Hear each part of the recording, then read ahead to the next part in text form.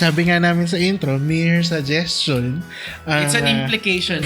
Application pala, ang privacy.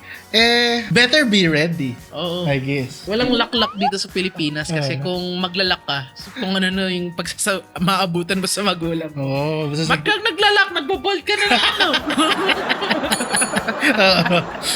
Yan lang naman. Lagi naman yung pagdakala. Bawal bang nagbibihis? Okay, from Migs De Vera. Parang kilala namin to. Nasa Zoom ako for work tapos biglang may pumasok na tubero sa likod ko. Hindi man lang ako na-warningan ni mama na may ipapagawa siya sa banyo. Ang ending, na-mute ako ng boss ko kasi may naririnig daw silang grinding sounds. Ako patuloy ang napagalitan. Kayo ba? Paano nyo ba hinahandle itong mga ganap na ganito? Unang-una, nilak ko yung kwarto. Contrary to the common belief na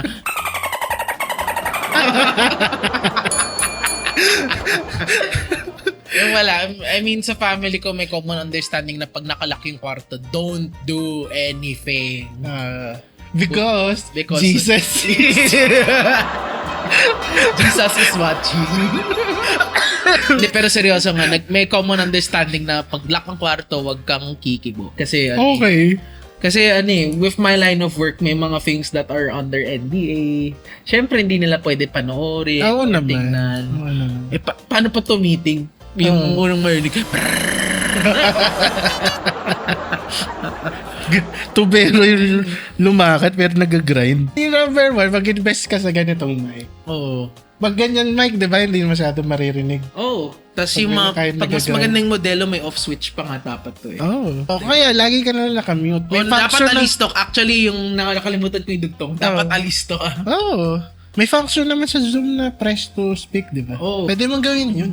Oo. Para hindi ka mapagalitan. Kasi sa paalisto, hindi ka pwedeng haganto tapos di mo alam na may nagwe-welding na pala sa likod mo. Oo.